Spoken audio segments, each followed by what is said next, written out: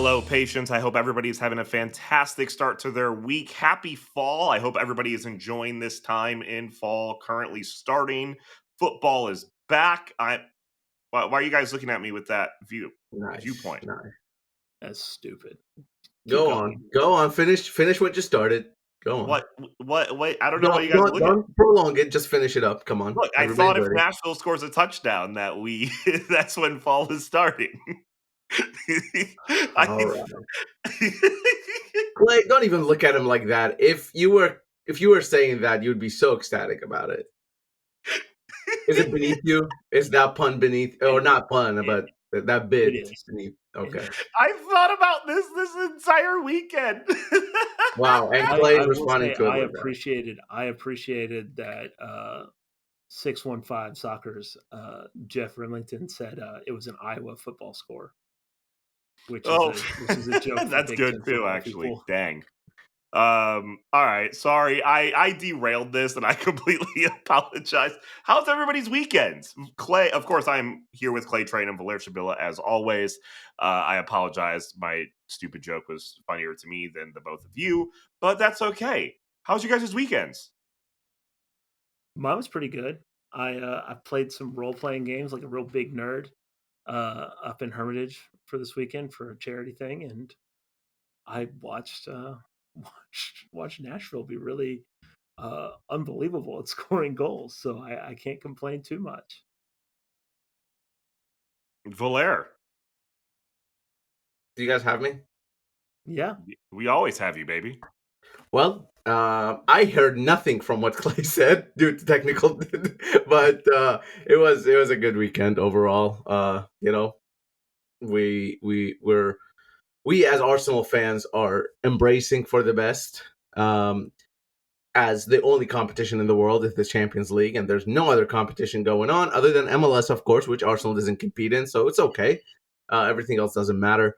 And we're I don't know where I'm going with this, but it was a good weekend. It was fine, chill. I will say this: it was nice to see 9 goals being scored from a soccer perspective. Just a change of pace a little bit. We got tired of the 2-1s and threes. Even it's just nice to see something out of the ordinary, something you don't see every day. Some will say history in the making. So that was a nice part of the weekend. I need Arsenal to lose as soon as humanly possible because it like when we you don't do this normally during the Premier League season. You're not normally like, "Oh, Arsenal, Arsenal, Arsenal" in every single intro that we do, but the past month has been terrible, Valer. That's all you talk about. Well, it's all there is to my life at the moment. I'm sorry, my life is not good enough for you. See, I that's don't how I start making you feel bad. but No, I'm just kidding. I have so many great things going on in my life, including this beautiful podcast with these great men, including Joel and.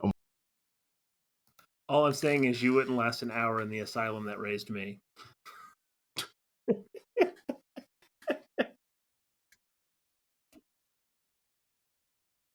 I don't know what's going on. Valera's but having a lot of issues because the podcast does hate Arsenal apparently. Although I don't really care, but it's true. shout I have out. heard this.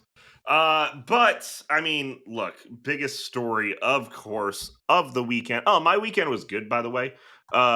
One, it is so Dallas is a really cool city. It's the first time I've actually like hung out in Dallas proper.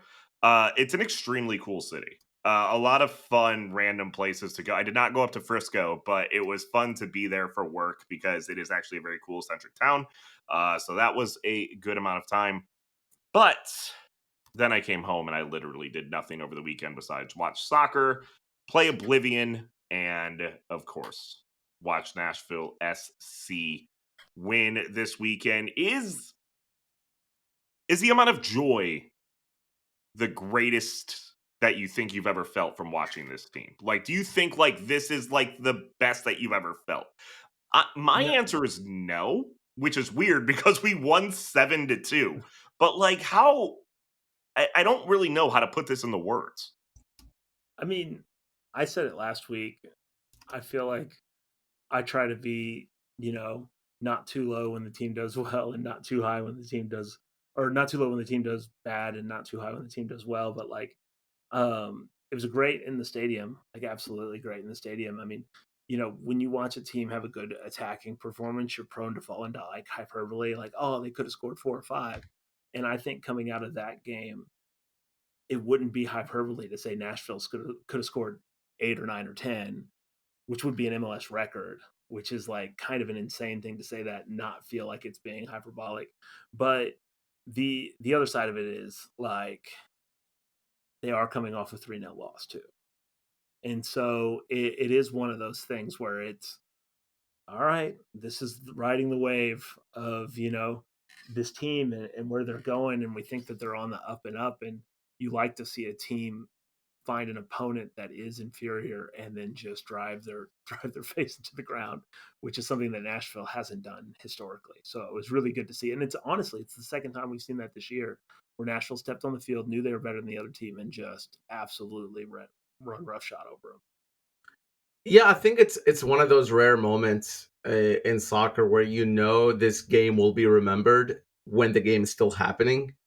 And I think like it's one of those things where there's always something memorable about a game for some people, right? Like you have people going for their first game ever, or the first game they took their son or daughter or whatever it may be, right?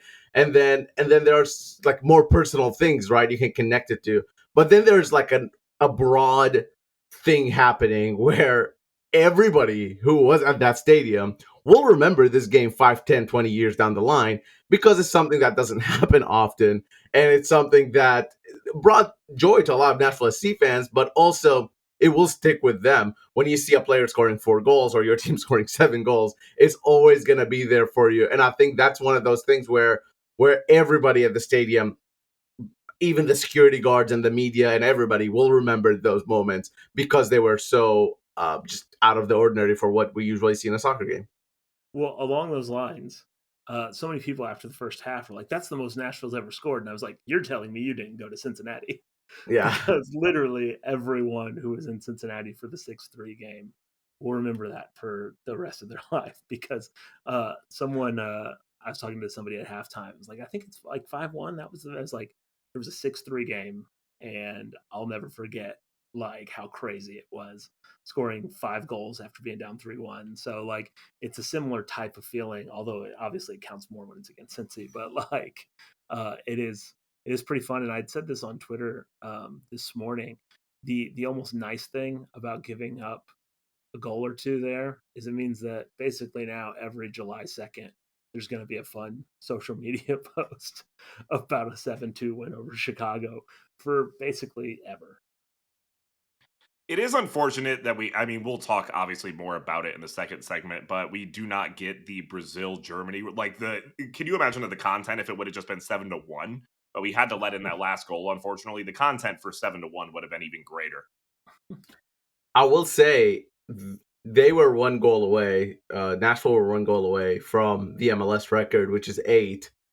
And man, they have the opportunity to do 8. Like there was chance for 8 and 9 there pretty easily, pretty comfortably. 8 and 9 could have been scored, and nobody would have been surprised at that point. I for sure thought Brugman was scoring 8 when it fell to him on the edge of the box. I for sure thought that. Bunbury had a couple chances too.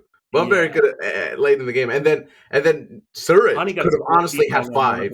Hani had a breakaway if it wasn't for that bad touch with the outside of his foot that he could have had specific. Yeah. Like it's now we're talking about 12 goals that could have happened. Like we're past 8 or 9. Well, that's what I mean. Is like it's wild because normally you're like, oh well, they could have had 4 or 5, but they ended up with 2 or 3, and it's like they could have had 8 or 9, which would be the most ever in a game in MLS, and it's not hyperbole. Yeah, and let me say this, like Chicago, and I said this on my reaction to Chicago are bad. Like there's no way around this. Chicago were very bad. They played terribly. They made their mistakes, and then they continued to make those mistakes after they made the mistakes already.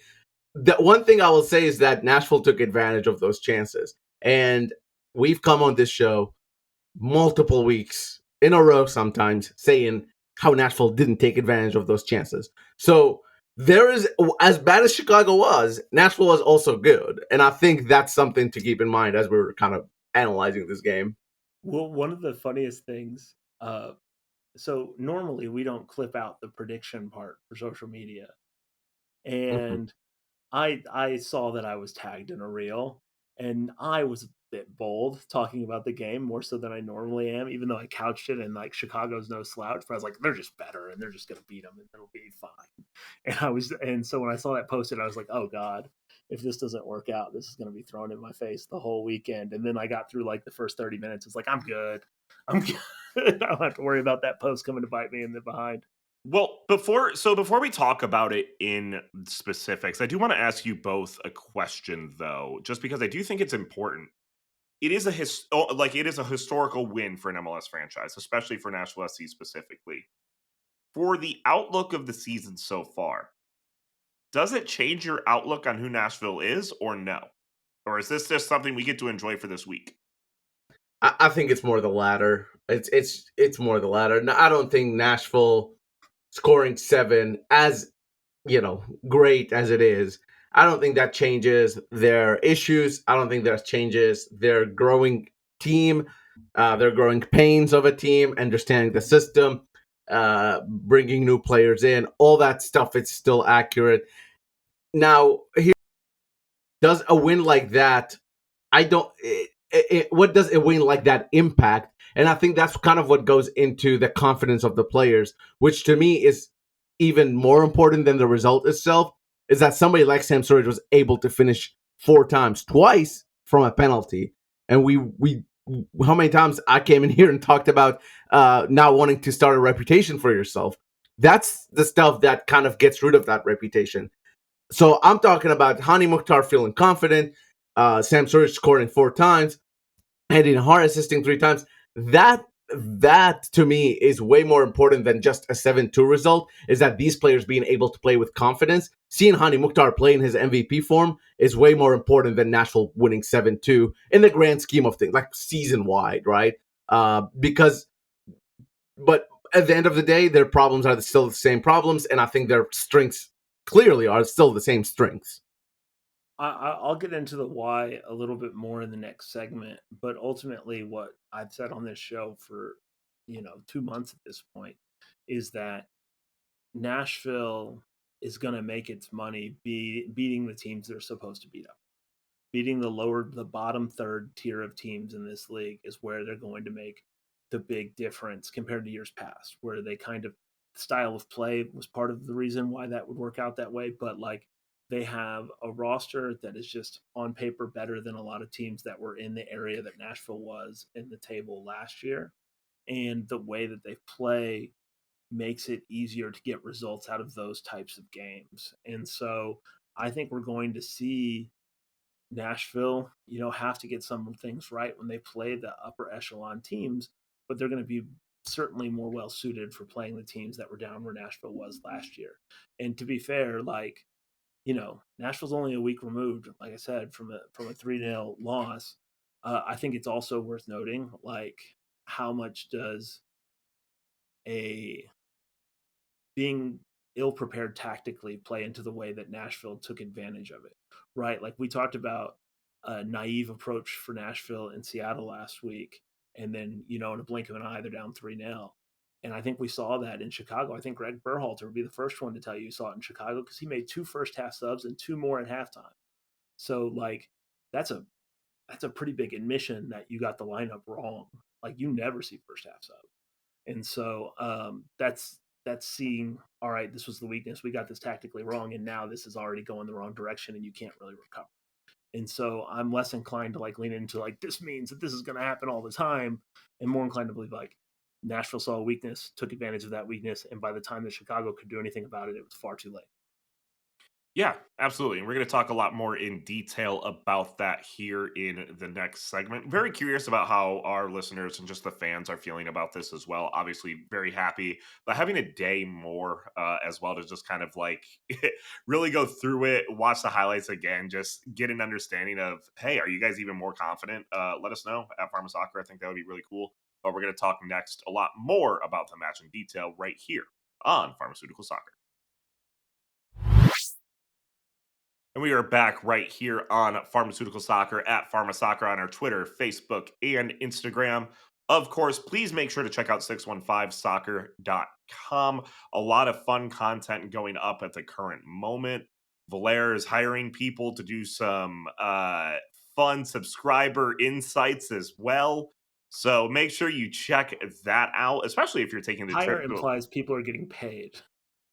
I've never hired anybody to do anything at 615 Soccer. He's talking about the subscriber spotlight. Oh, the subscriber spotlight. By the way, let's talk about this. In subscriber spotlight is where we are highlighting some of our subscribers to write more supporters-led content. The most recent one, or the first one, I should say, is about the Atlanta trip. So if you are going away to Atlanta, there are some good recommendations on there for you. For Nashville fans, Atlanta's generally the close. Sure to check that out. Yeah, hire implies that people are getting paid. In this case, you're actually paying to write a spotlight because you're paying for a membership and then writing it. But And we will and see just it to in be the mail. clear, we're not just like letting people write like there's a system, there's a process of like you have to get your story approved, and then we'll kind of. But another perk for you to sign up for 615 Soccer is that a chance of you being published, maybe. So just keep that in mind. Just watch out for one of those stipulations of needing that to happen, because like you don't some of it you don't necessarily want. But I'll let Valair share that specifically. But 615soccer.com, also pharmasoccer.com to check out all of our stuff. That'd be great. Nashville getting the 7-2 victory against the Chicago Fire. It's just weird to say 7-2 victory multiple times. 4 goals from Sam Surridge, 2 from Hani, and then 1 from Palacios. It's weird because I don't necessarily know where to start, so I'm actually going to take this a way that I want to. I'm going to start out with this, and a question for the both of you. How actually bad was Chicago? I think we played extremely well, and I think we won that game without a doubt. I don't think there's any like way, shape, or form. But say we're playing even a mid-tier East Coast team. We don't score 7 goals that game, I don't think. Let me make a comparison. There was a game in the Premier League two years ago, maybe last season. Let's just say last season, and I think it was Spurs Chelsea, and Spurs had 2 players sent off. Right, I think I'm remembering this correctly, and their manager Ange Postecoglou likes to play a high line of defenders. Even though they were 2 players down, they insisted on playing on that. He said, "That's how we play. That's who we are." And insisted to play the high line. And obviously, Chelsea went and scored because you're down 2 players and your defenders are in midfield. So anybody can run in behind and score goals. It felt like that. As I was watching this, I was like, this is some stubbornness from Greg Berhalter to play this way. I don't know why he decided to play that way. Maybe he didn't think Jacob Schaffelberg would start. That is the way Chicago plays. I understand. That is the way Chicago plays. I'm going to finish that thought because Valair is frozen up. And off air, With Valair was really commenting heavily about Steven's internet, but it really it froze up in a bad spot there. I will say this: the Chicago, to continue his point, Chicago got it tactically wrong from the very start. And when you get it that wrong that early, and a team takes advantage of it, it is just hard to get back on the right track. And it didn't feel like there was anything they could do. I mean, they just kept getting beat, um, deep, essentially, like balls over the top, hitting through passes. They were absolutely dominated by the fullbacks the entire game. I mean, Andy Nahar had 3 assists. I mean, that says all you need right there. Like it was just not a good matchup. It was not a good way of playing. You had Hani Mukhtar playing as well as he has all year. You had Jacob Schaffelberg having his best game this year, arguably his best game in a while, honestly, wearing a Nashville SC shirt. Just everything that could have possibly went right for Nashville did go right. And basically everything that could go wrong for Chicago did go wrong. I don't think Chicago is like some terrible, otherworldly, bottom of the table team. Things went wrong and they had a bad game. They've had some good games this year as well. But end of the day, like Nashville's playing at home, it is very hard to win on the road in MLS. It's very hard to get a result on the road in MLS. And it's certainly hard when Nashville is completing passes, holding on to the ball, hitting open people, and getting past you, running in behind and getting past you. Like, it all starts with a penalty, right? Like the whole game changes because you get beat. And I think that, you don't want to overanalyze, I guess, a performance like that because it was so good and so bad from the other team. Well, I think it's very interesting just because of the fact because Nashville has not changed anything up the entire season the way that they've played, right? We've seen this multiple times in multiple matches before from Nashville already. This is just the first match where it literally all came together so much in one way where you don't even know what to expect. I don't I even would argue necessarily think Montreal came together pretty well. well, yeah, but Yeah. like, I mean, I even think in the Montreal match we could have had 4 or 5 goals specifically, and we're sitting here being like, "Oh, what the heck happened? Why is it only 3-0?" The Where first this half match, was the same whatever in thing. that Where game. I'm sorry. I was just saying there was a half that was whatever in that game. But yes, Yeah, I agree. absolutely. And where like I do think tactically Chicago got most things wrong. I do think some of the specific individual performances were terrible. If you have a center back that has a completely free open header and he doesn't have to jump in the box, there is nothing tactically about that is good. That means your defender just messed up. He I mean, got beat. I mean, on that specifically, I actually like that is a situation where Walker not being in the game is helpful because if like you're talking about the second goal, the header from Yeah. Palacios. So like if you're watching it, Surridge comes across to the near post, guy follows him, and so Palacios beats the one guy that's on him, and no one's there for him because that guy has followed Surridge. That wouldn't happen if Walker Zimmerman's in. And so like it's one of those cases where it's actually like helpful to not have one of the best aerial threats in the league because the guy just follows Surge and opens it right up for Palacios. So I, I mean, it's nice to see a goal off a corner too. By the way, we were just I talking about think that last week. I think what Clay's trying to say is that it's nice to have an unknown quantity, maybe that isn't tracked as hard as Walker. Not that it's Yeah, nice that's to what I. not have Walker, Yeah, but I think also, my friend and yours, Andrew Gutman, was having a nightmare of a match on the left. I mean, Jacob Schaffelberg, and I rarely ever talk about players like in these terms, but man, it was shambolic on that left side for Chicago.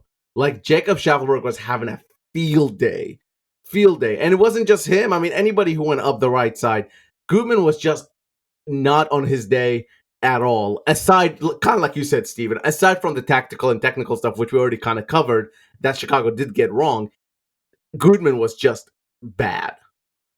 yeah, and I want to get to talking about the DPS, but since you brought up Schaffelberg, I think that that's like indicative of what that specific situation is indicative of what we've continued to stress on this show the last couple of years is the need for people to compete for their spots on the field. So it started off the year, Cossum wins the role over Schaffelberg. Alex Muil, he's just not going to be out of the lineup. So it is what it is. So essentially it's Cossum versus Schaffelberg is what you have for the other spot. And Cossum came in, couple goals, being involved in the play. He won the role because Schaffelberg wasn't showing anything necessarily to prove that he should be out there. And then Cosman has a bad half against Seattle. And I mean, I said on here that I would have preferred to stay out there for, shot chance creation reasons, but like is a bad half against Seattle, gets subbed off. Schaffelberg comes in, doesn't do particularly notably good or bad really in that game, but Cosman gives up his spot. Schaffelberg gets a start the next game, and in the next game, he has his best game of the season. So now it's on him to, have a bad game if Cosman's going to come back in. And that's exactly what you want. And that's what we're going to see also when Tyler Boyd is healthy. And that's what we're going to see when this team is at full strength is now suddenly you've got an embarrassment of riches for people who can go on the field and can perform at a high level. And that is because they've built it in a way where the competition is going to lift all boats. And so, like, Schaffelberg's now got to start definitely next week, or this week, I suppose. He's got to start this week. And if he has a bad performance, it might be cost him back in. And that's what you want. That's what everyone should want. Yeah, and I think that's the weird thing, especially with starting Schaffelberg specifically. I think Schaffelberg played terrific. I think he came on, he took his opportunity that he needed to take on. Why this game, I believe, is such an anomaly, and it's something that we'll never be able to know from a physical standpoint. I think if Costum starts, we still score 7 goals. Like, I don't think Schaffelberg's impression into that game completely changed it because of the fact Nashville was still doing exactly what they do by pressing the ball down the right side with Andy Nahar, who was fantastic, by the way. I'm not sure specifically if Schaffelberg, but I do believe Schaffelberg absolutely he took the opportunity and he earned his performance.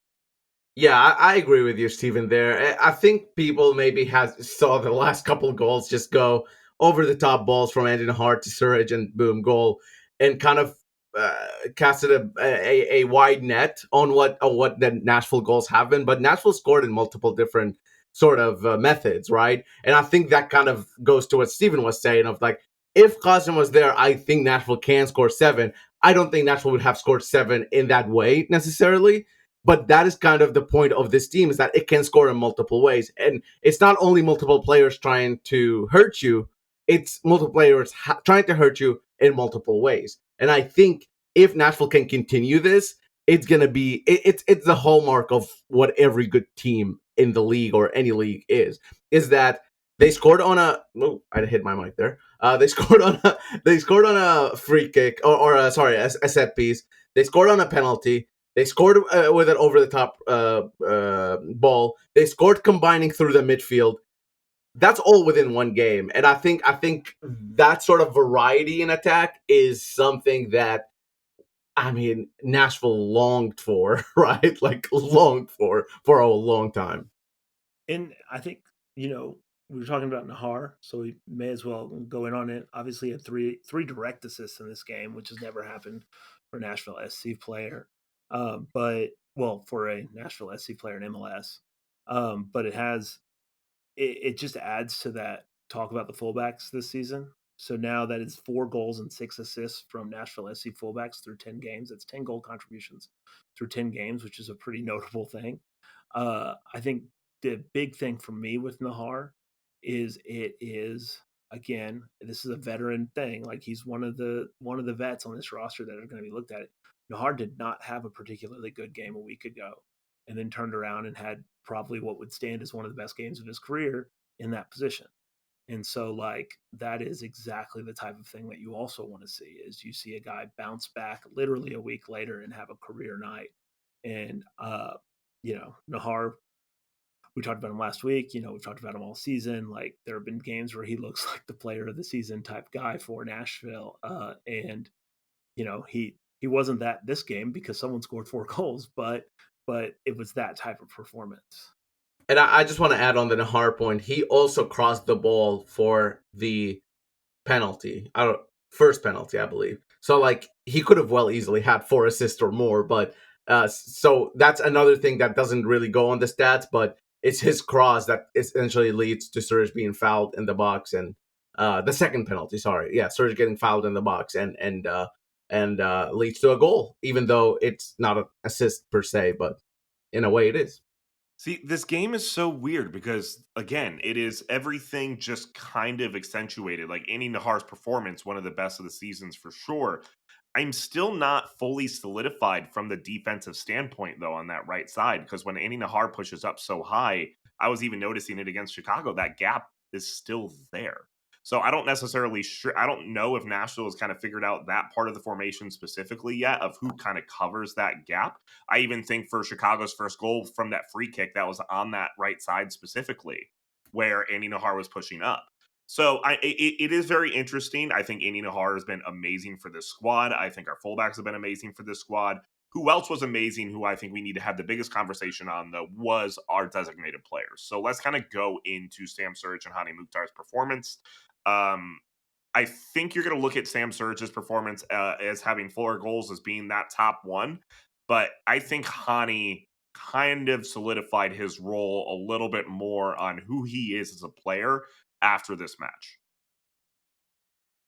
I wouldn't say he's solidified his role. I think he just proved what we have all been saying. I guess. I mean, it's not. It's not like the doubts weren't there before on Hani. Every season we've seen this happen, and every season he's delivered. Maybe arguably last season it was a tough one, but it was a tough one for the team as a whole. I'm tired of saying Hani's a slow starter, all that stuff. He is just the star of this team. And look, I know he's not in his MVP level. I understand that. But Hani Mukhtar is the heartbeat of this attack every single time. That doesn't mean he's the only one scoring goals. That shouldn't mean that he's the only one scoring goals. It's a good thing that he's not the only one scoring goals. But when you look at that attack, everything is within Hani Mukhtar. Everything goes through Hani Mukhtar. And he did play a little bit differently, where he was a little behind Sam Surridge this time around, a little bit maybe further away from him, where I thought it really showed what he's capable of and how dangerous he is with the ball. I would argue that Hani hasn't felt this comfortable with Nashville SC's attack, the players around him, since 2021. Because there are some things that he did in this game that he would not have done at any point since then. There were several times where he was on, we've talked on this show for as long as he's been around. Like the last thing, or the last thing the opponent wants to see is Hani full pace, ball at his feet, going at the defense.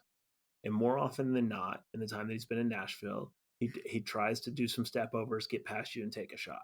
He did do that once or twice this game. I mean, albeit while the game was kind of decided at that point. But in this game, he also quite frequently looked to play the pass through, which is not something that he's always done. And part of that is because he's not really had people he could depend on to score. And I think you can see the level of confidence that he has in his teammates by some of the decisions that he's made with the ball at his feet. And not only that, Hani had the ball in his hand for the second penalty, and I think Surridge was going to let him take it. He wasn't. Surridge is not making any big motions toward it. Hani picked up the ball and handed it to him, on the edge of the box. I don't know if that was the plan or not, but like they said that they might alternate. They said that one might take it and the other one might take it. And I wouldn't have been surprised if Surridge was going to let Hani have that penalty. But Hani was the one to hand him the ball. It wasn't like right at the top of the box. It wasn't like completely obvious that it happened, but I'd watched it because I was curious who was going to take it. Because Hani was on 2 goals and he's on a hat trick. A lot of times you give the person that's on 2 goals that. And so I thought that was a really interesting part of it as well. Like he didn't even think about it. And he may have not thought about it because he's had, a couple hat tricks against Chicago already and backed himself with the way that game was going to get another. But it was one of those things that stands out to me, is that it seems pretty clear to me that he has a lot more trust in this roster than he's had. I mean, I felt real bad. There was a particular ball that he played in the second half up to Qasim. It might have been one of the best balls he's played through this whole season. It was weighted perfectly, coming through the left side, and Qasim didn't really collect it the way that he wanted to, and it ended up being one of those where like it gets lost at the feet. I think it goes to Teal at one point, but like that's the type of stuff that Hani was doing before he got to Nashville, because that's what he was before he got to Nashville, and we're seeing a lot more of it this season than we have, and now he's off to the best statistical start of his career. And just lastly on Hani Mukhtar, one of the first things he mentioned when we asked him post game, by the way, go to 615 Soccer, spell it out, 615soccer.com. If you want to see the post game or pre game pressers, we're starting to post those as individual stories. So you get to see the whole thing and see what we asked him. But one of the first things he mentioned on why, he blossomed against Nashville blossomed against Chicago, I guess, is he mentioned Jacob Schaffelberg specifically and his connection with Jacob Schaffelberg. And he said they have a special connection and kind of want to keep that going. And he said he's trying to build that with the other players, right? You wanted that with all the other players. But I think we're maybe starting to see a little bit of a off-field connection between Hani and Sam Surridge. When I say off-field, I don't mean like, I just get not technical connection, but more of like, we're the leaders of this team. we're the highest paid players of this team. We have to provide. And I think they're understanding that. And, like 2 weeks ago with the argument, quote unquote, argument thing, and what we came in here said was these are competitors, they want to win. And now we're starting to see what, there isn't a problem between these two guys. They don't hate each other. They're just wanting to win. They're competitors, they're DPs for a reason, and they're trying to put their best foot forward to help Nashville City. Well, they brought it up on the broadcast as well, actually, that argument, and it was very similar to what Clay kind of talked about when we did have that conversation. Was it's a good thing because of the fact that we're holding each other accountable. We are absolutely making sure that we are the captains and leaders of this squad, so we are holding each other accountable, and that's exactly what I think that argument, because I think it actually worked as well. Because I want to talk about just Sam Surridge for 1 second, and specifically, I think it was his second goal. Was the second goal a penalty or no? I think it was the second goal. It was the one where Yeah. he Yeah, wait. His second goal was a penalty. He's it, talking about it yeah. Yeah, third goal. Sorry, Yeah. it's hard to keep track of these Yeah. goals. You know what I mean? It is absolutely ridiculous. But it is the one where he does beat right before half. He does beat the defender by that side, and he slots the ball into the low on the ground right side. It was the cool, calm, collected finish that I've seen him miss a lot of times, and then make. Like, it is one of those things where he's had a few breakaways this season where he has missed specific chances he should have had. You really hope that confidence kind of continues. You've seen it kind of waver a little bit. That confidence that I saw in him on Saturday was a sight to behold, and it's something I hope continues. His last two goals were straight out of his highlights from England. Right. Those are the exact types of goals that he was scoring on every highlight reel we saw when he got signed. It was exactly that. So with that, what is there anything that you think people need to kind of settle down on when it comes to this performance? Is there anything specific that you're like, hey, it's so easy to think this team is now going to win MLS Cup, especially after they score 7 goals.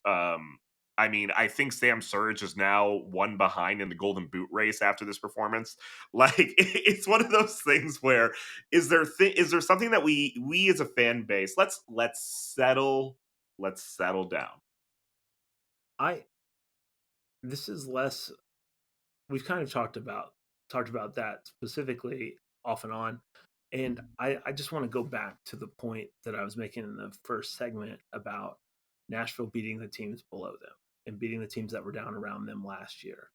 And what Nashville does and what style of play does for you is that when you've significantly increased the technical ability of your roster and you significantly uh, change your tactics to utilize it maybe more effectively, the technical ability, you are setting yourself up to make lesser teams make the play that will beat you.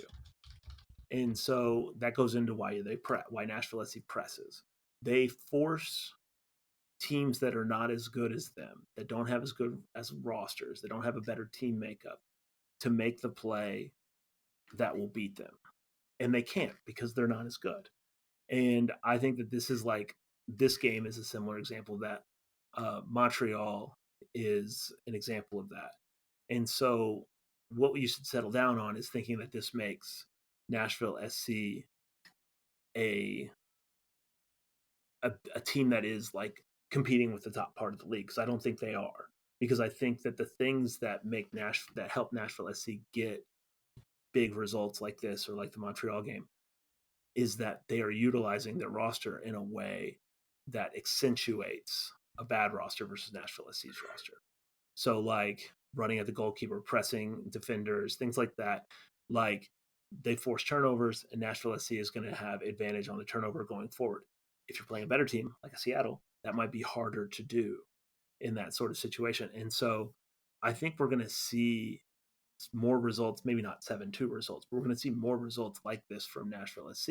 But I think we're also going to see more results where Nashville SC is playing a team that might be better technically, that might have a little bit more to them and struggle. Whereas in previous years, because Nashville SC was so good about not beating themselves, the margins were smaller. So if you made a mistake, it was a problem. Whereas here, if you make a mistake, you've got enough going forward that you can kind of come back from it easier. Valera, is there anything fancy to settle? Nope. Valera thinks everybody should never settle down and everybody should be excited always. Got it. Let me say something. Let me say something. Let me tell you something. Let me tell you something. I didn't know I was going for that, but I am. I will say defensively, I think there are still question marks about this team.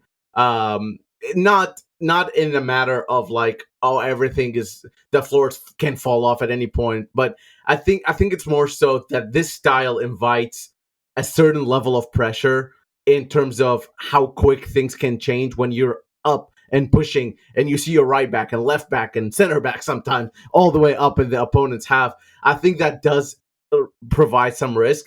Here's the thing though.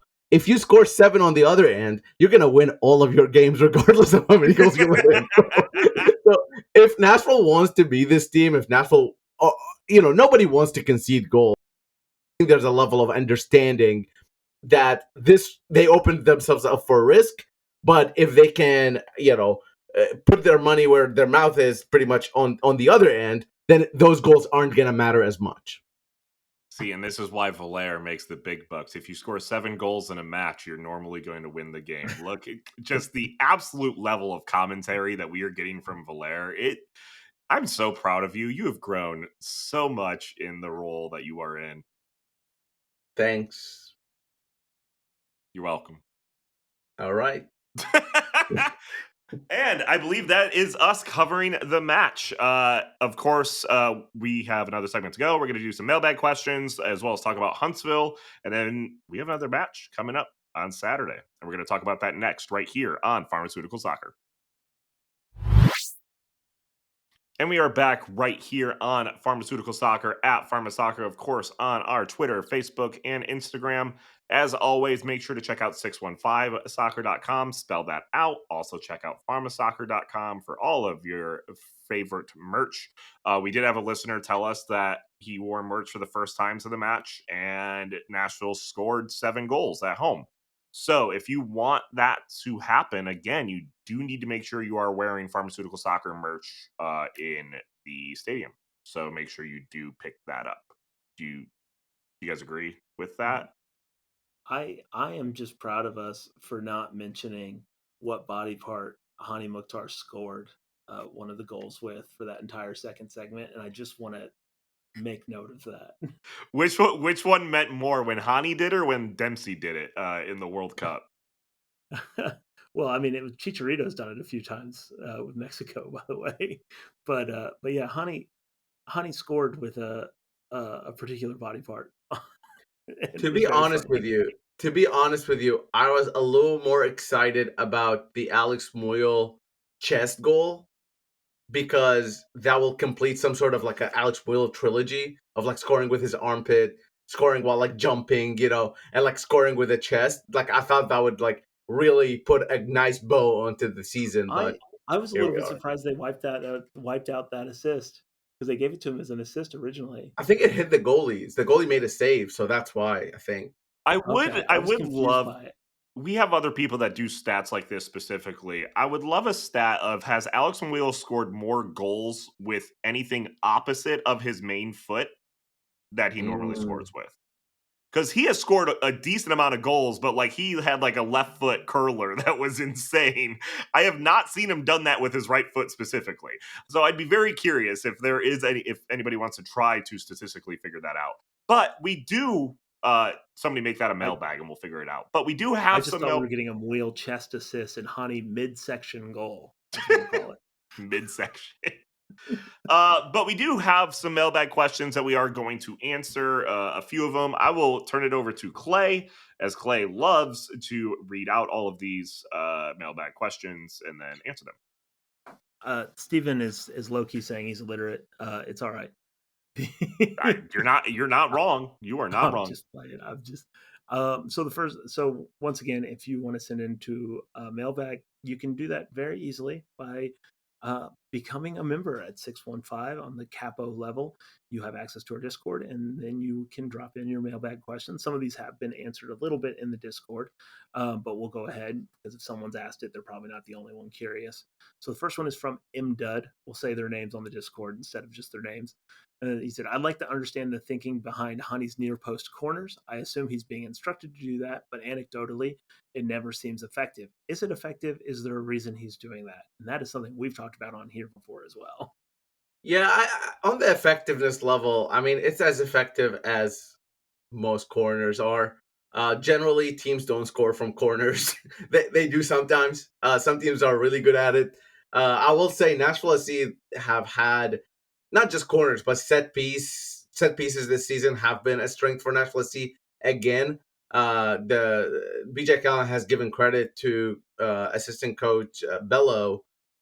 I can't remember his Mike Bello. Mike Bello, maybe that's his first name. But he said he studies those and kind of drafts up what's best. And I don't think it's a rule. I don't think it's like every time you get a corner, you should play it short or play it near post or play it further out to the second post. But I think it's more so the opponent, the time of the game, and also just how players pick up on things within the game itself. So I think corners are just another set piece that it's a combination of like doing your research, doing your homework before the game, and also having a player taking them that has the uh, ability or the understanding of the game to switch things up and maybe not do what exactly you have been instructed to do when needed.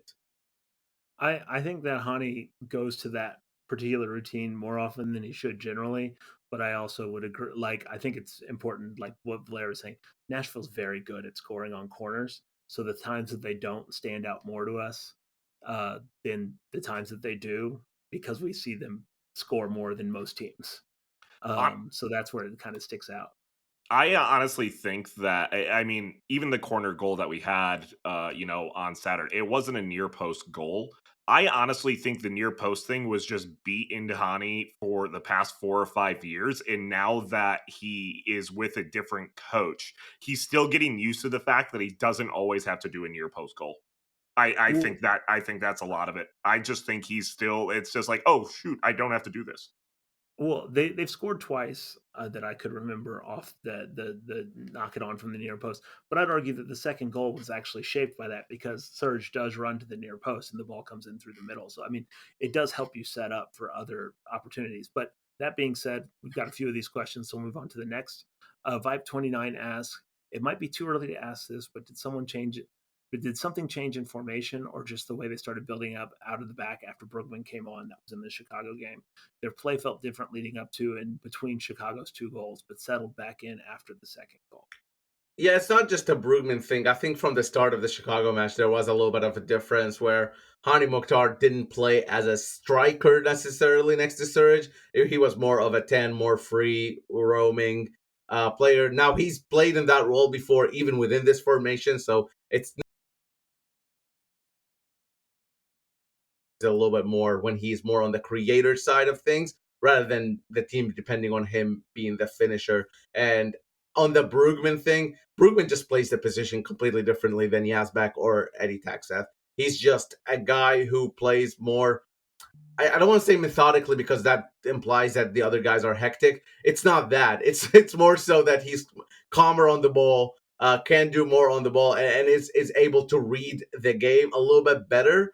But at the same time, doesn't necessarily have the legs to cover as well as the others. So they each have their strengths, but it's kind of like how Ahmed Qasim plays the winger position different than Jacob Schaffelberg and what they look for. Even though the end goal is pretty much the same, when one of those players is on, you're gonna notice it play differently than the other. I did laugh at the sub after Nashville had already scored 7 goals, bringing in Brugman, who in theory was going to play through even more through balls. I was like, that feels rude, but they ended up not scoring anymore. Well, But it was funny. I do think it does pose a question though for the national midfield specifically because the players in the midfield do have the ability to go up and play that attack with that attacking free flow kind of capacity that they have because of a player like Eddie Tagseth. If Eddie Tagstaff is not on the pitch, who is covering that back line? I do think there is some questions to answer there because Eddie cannot run 8 miles a match and continue to have legs specifically. So I am a little bit worried in I that think standpoint, but I do think Eddie being a part of that match helped out a lot. I think Eddie Taxat is taking a lot of the credit as he deserves, but Patrick Yazbek has been very impressive in terms of covering ground, at least. Patrick Yazbek has, in certain games where he has started next to Eddie, either surpassed Eddie in terms of how much ground he's covered or been right there with him. So I just want to make sure, with how exciting Eddie is, to not forget that Yazbek is also another young player in midfield who is, contributing heavily in terms of covering ground to allow for. It's a very good point, Valer. Well, it cut out right when he was saying in terms of covering ground, and I do think that that is something we specifically talked about on this show last week with Seattle, where not having both of them out there at the start really changed the way that Nashville could play defensively. We talked about this in a different way, but Eskil Music says, "Love seeing Schaffelberg in the lineup yesterday. If he continues to produce, is there a scenario where NSC can afford to pay him long term? If not, when does it make sense to sell for the best return?" No. I mean, I think I he don't think there's any way that we have the ability to pay Jacob Schaffelberg long term. I don't I think there's disagree. any. I disagree completely. I think what he's getting paid right now is fairly fair for what he's producing for Nashville SC. I don't think he's getting underpaid by any means. Well, I think what he's saying is that I think it's fair to imagine that he'll probably look for different wages on the next contract. That's And fair. I think that is what this question is about, because obviously this was a contract that was signed before Schaffelberg was a regular in the Canadian national team. And I think the question is, can Schaffelberg will likely demand more pay the next go around. I mean, it's an Alistair Johnston question, is what Yeah. it is. It's an I Alistair, think like, can I Nashville think afford to pay, or will they move him on and maybe look to reap it? But Alistair was a younger player than Jacob Schaffelberg is. okay, maybe now I'm looking at it. It's 400K for Jacob Schaffelberg. So maybe it's a little underpaid. I will take that back. I don't think he's at that level. I just don't think he's performed at a level where Nashville SC can't pay him. I don't know, when you look at players around him, like maybe like a Fafa Pico or something like that, they're getting paid, in that, like, right below TAM level, maybe 6 to 800K a year. I don't think Jacob Schalver can ask for much more in MLS. I don't know. I think he could because he's getting paid like he's a backup winger right now for a team, which is He completely is. fine. He If is the he's not backup gonna player. and he's not going to be looking for that going to a new spot or his next team. He's going to be looking to be a consistent starter as I he just is for the don't see. Canadian national team. I just don't see many teams paying him more than 800K. I mean, is that crazy to say? We, I, I actually agree with that. I think that there was a bit of a hype train that happened during the Copa America, obviously, with Schaffelberg having a good tournament. I think that if there was legitimate interest in paying him more than that, Nashville would have received offers. And I think what happened is there was a big hype train, and then people realized that Schaffelberg was probably a little bit older than they thought and wasn't as productive as they thought. And that's something that we've talked about on here before. I think that he will demand more money, in his next contract, and I think rightfully so. But I don't think it's going to be at some level that Nashville SC couldn't afford to pay. And honestly, he had a good game against Chicago. Credit where it's due, but he has to start getting goals and assists, because otherwise Nashville will look for someone who will. And that is ultimately what it comes down to. Also, we didn't bring it up specifically, but can we talk about another drastic haircut, by the way? Why did he go so much shorter with his mullet than previous? Not gonna lie, I didn't even notice, but I didn't notice. yeah, my bad. So, I'm sorry. um, Wow. All right. See, you guys aren't paying attention to the team like I am. and then last questions from a fellow Evertonian, Matthew, who says, "How do y'all think Palacios has done at CB in place of Walker? Personally, I think he has filled in very well and has done what is needed to be done." I would agree with his statement. I'm a Matthew, yeah, we have a saying for that around these parts. we do. Blair, Yep. there you go. So that's the mailbag for this week. If you have anything, please let us know. Be a capo level member for I wasn't done. 615. What? I gotta be honest. I want to see a Palacios Zimmerman backfield. I want to see what that's like. I have an interesting stat for you that I forgot about until just this moment. What Do you know who is fifth in the league in passes completed? is it, Jack Jesus, Mayer? what? It's I Jack don't. Mayer. Oh, It's Jack Mayer. The only two players, and there's two players, each one from, or there's two teams that have two players apiece in front of him, and it's San Diego and Columbus. Right there in fifth is Jack Mayer. How weird is that? He's completed like 600 some odd passes or something. It's pretty crazy. It's crazy. Any other MLS news that we need to talk about specifically? Why is Vancouver still really? Vancouver annoys the hell out of me. I This is stupid. I want to go on record and say that I love the Vancouver Whitecaps, and if you guys want to like start a rumor about it, I'm fine with it. I don't even care. I just love watching it. Like it's like Columbus, but like less like they haven't had the success yet. So it's still like so new and fun.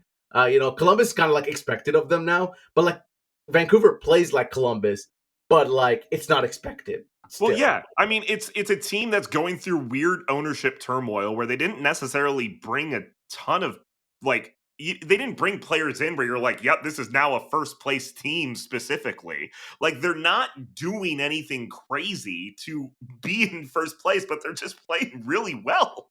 They got a brand new coach, Jasper Sorensen, who's been incredible, incredible. Valaire's love of the Vancouver Whitecaps goes all the way back to 2022 and Ali Adnan. That is true. That is That true. is true. He The does best, love Ali. Look at that the pull. best DP fullback in MLS ever. He did score like a couple bangers. Shout out to Joel for reminding us, by the way. But LA Galaxy, not good. Believe it or not. I did have one thing I wanted to bring up on the Whitecaps. I think it would be very, very funny if both Vancouver and Seattle won a CONCACAF Champions Cup before Portland did. Yeah, I think those fans will feel some sort of way about it. Anyway, let's move on to Huntsville, a team that we all know, and I would assume a lot of us love. But they beat Inter Miami 4-0 on Sunday night. Now, to be fair, the Huntsville lineup did have some appearances from Nashville players. And I think it was kind of aided by that. However, they've been performing fairly well, and they have some players of their own that they are developing within the Huntsville system that have impressed this season. One other thing I'll say is that Huntsville's age group might be on the higher end in terms of MLS Next Pro. And that just has to do with maybe the Nashville Academy not, it's not producing at a rate that is crazy. It's producing at an acceptable rate, I guess. So you find a lot of like college guys or guys who finished up in college or a lot of like pros who wants a second chance type of thing in Huntsville, to where a lot of these other MLS Next Pro rosters are maybe more academy heavy. But all that said, it's way more academy heavy right now than it was, say, last season or the season before. So it's working. It's taking its time. It's going through the natural progression of an academy second team, first team type of system. Huntsville's won 4 in a row, 2 via shutout. Last week, they also beat Chicago 5-0. So just a great time for Chicago at the moment. And the Nashville SC Academy had a win and a draw at the weekend. So it was just a pretty good weekend overall to be in the Nashville. And Woven's Posse has scored on loan at Tampa. So it was just a good weekend overall for Nashville SC. Not necessarily a good weekend for Tampa Bay. I don't think they win. I don't think they won, but I mean, Wubin scored, so that's fine. But yeah, thank You you, know who Blair. had a Pretty really sweet bad game. weekend? Like the Who? worst weekend? Atlanta United. Oh, Man, they're straight up not having a good time down in Georgia. They bought about 50 million worth of players and brought in a coach who's won this league before, and things are not going well. I mean, And That Dax had some pointed words about it, which is interesting considering he was in that locker room last year what do you mean pointed words about it? about a lack of leadership in Atlanta. No. Yeah, I think when you have, a 40-year-old Brad Guzan still in goal, never really felt like he was being challenged for that starting spot. I think you have a hole in midfield in terms of who is the right combo of players. And I don't put a whole lot of blame on the new players that they signed, even Almiron coming back.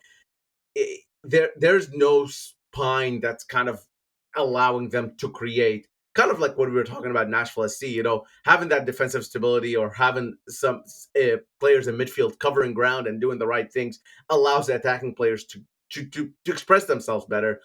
For Atlanta, it's just not paying off. And if you're Ronnie Dyler right now, you're probably What do you do if you're Ronnie Dyleveler?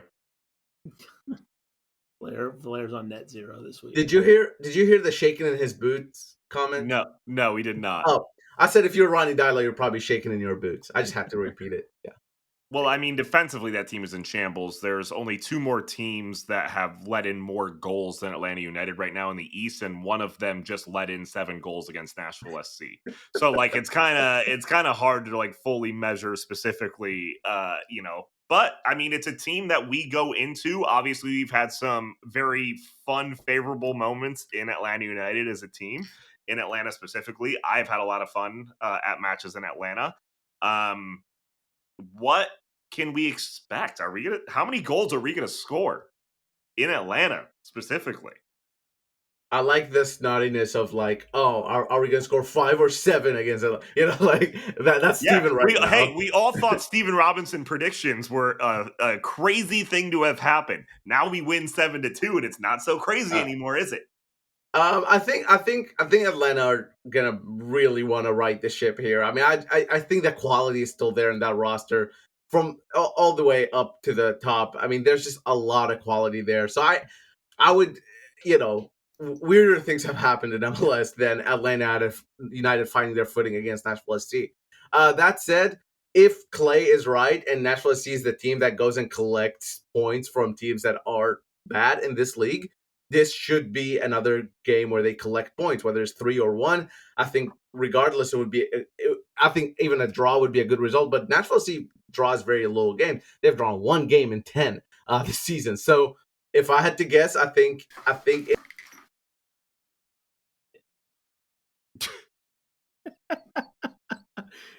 If he had to guess something, if he had to guess I'm what would predicting a Nashville SC win. Uh, I don't know, 2-1. I have a lot of analysis that you're not going to get to hear because internet sucks. So go ahead, yeah. Clay.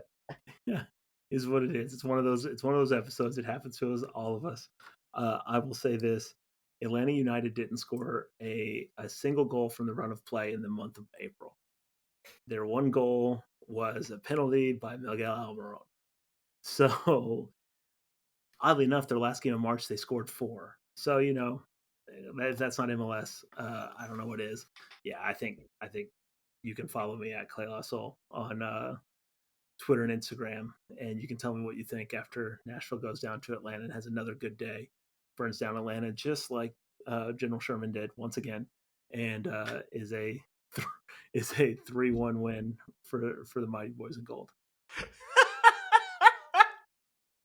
what a what a reference. So we've talked about Nashville's defensive problems, and they still have some stuff to figure out a little bit.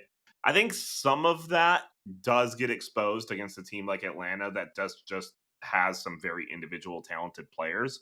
But I also think Nashville exposes how bad Atlanta's defense is even more.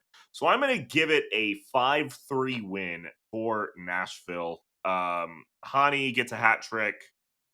Schaffelberg gets a goal. And I think Yazbek finally gets a goal as well for Nashville SC. So thank you so much again for listening to the show. We truly appreciate it.